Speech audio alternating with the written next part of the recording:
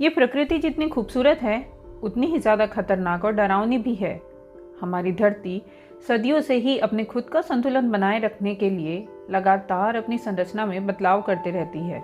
एक तरफ तो वो अपने धरातल में मौजूद भारी तत्वों का अपने में समावेश करती है, तो दूसरी तरफ वो अपने अंदर मौजूद हल्के तत्वों को बाहर की तरफ फेंक देती है और इसी के कारण होते हैं ज्वालामुखी विस्फोट।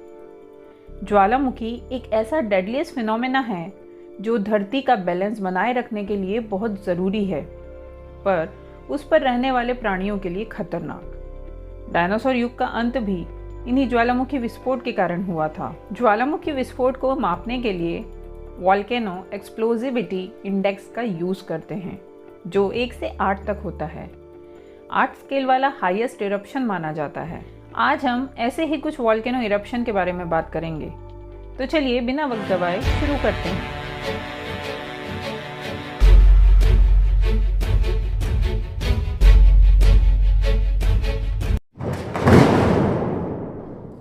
कि 20वीं सदी का सबसे वर्स्ट वोल्केनो इरप्शन माना जाता है। इस वोल्केनो विस्फोट से वहाँ इतनी गर्मी बढ़ गई थी कि झील का पानी तक उबलने लगा था। इस विस्फोट से सेंट पियरे की पूरी सिटी खत्म हो गई थी। सेंट पियरे में उस वक्त 28,000 लोग रहते थे। उन सभी की इस विस्फोट में डेथ हो गई। सिर्फ 2 ही लोगों की जान बच पाई थी। ये विस्फोट इतना बड़ा था कि इसने पूरे द्वीप को ही नष्ट कर दिया था। इसका धुआं 15 किलोमीटर ऊपर तक निकला था। इस धमाके की आवाज़ लगभग आधी दुनिया को सुनाई दी थी। मॉरिशस, जो यहाँ से 4,800 किलोमीटर दूर है, वहाँ तक लोगों को ये आवाज़ सुनाई दी थी। ये एटम बम, जो कि जापान के हिरोशिमा नागासाकी में गिराए गए थे, से 13,000 गुना शक्तिशाली था।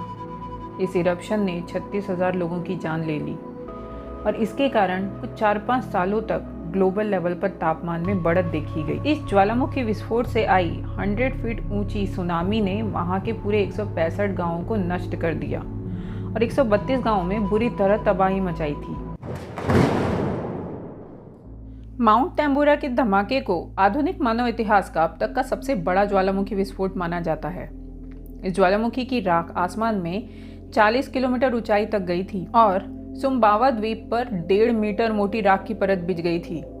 इसकी राख दूर दूर तक सांस के जरिए लोगों के शरीर में प्रवेश कर रही थी और लोगों को सांस लेने में तकलीफ हो रही थी, जिसके कारण पूरे यूरोप में टाइफस की बीमारी फैल चुकी थी।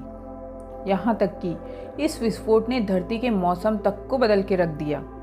इस इरप्शन में SO2 गैस भारी मात्रा में निकली, जिसके कारण पूरे वर्ल्ड के तापमान में भारी गिरावट हुई। जून के मंथ में भारी बर्फबारी हुई और जिसके कारण पूरी फसल बर्बाद हो गई। बची फसलों की कीमत चौगुनी हो गई। भुखमरी के कारण चाइना में भी हजारों लोगों ने अपनी जान गंवाई। इस वजह से साल 1816 को ईयर विदाउट समर सीजन के नाम से भी जाना गया। इस ज्वालामुखी इरप्शन के कारण सुनामी की एक अलग सीरीज बन गई, जिसने अलग त्राही मचाई।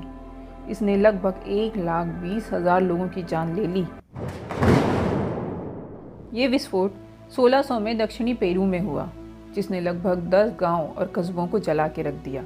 कुछ गांव तो 10 मीटर मोटी लावा की परत के नीचे गल गए थे, पर मोस्टली डेथ 8,800 मील दूर रशिया में हुई। इस साल रशिया ने अपना अब तक का सबसे बुरा वक्त देखा था।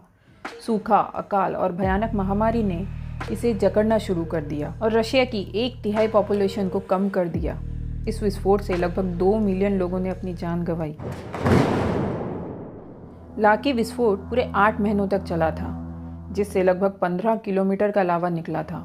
ज्वालामुखी से निकली हाइड्रोजन फ्लोराइड और SO2 के कारण एसिडिक रेनिंग हुई। जहरीली गैसों और पानी ने पूरी फसलों को जहरीला बना दिया, जिसे खाने से आइसलैंड में 60% एनिमल की मौत हो गई। इसकी राख और गैस कई मंथ तक एनवायरनमेंट में रही और उसका घनत्व इतना ज़्यादा था कि शिप को आगे बढ़ने का रास्ता भी नजर नहीं आ रहा था।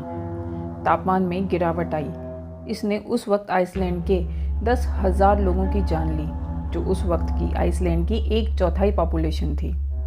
इसकी पॉइजनस गैस ने ब्रिटेन के 23,000 लोगों की जान ले ली और इजिप्ट में अकाल का कारण बनी।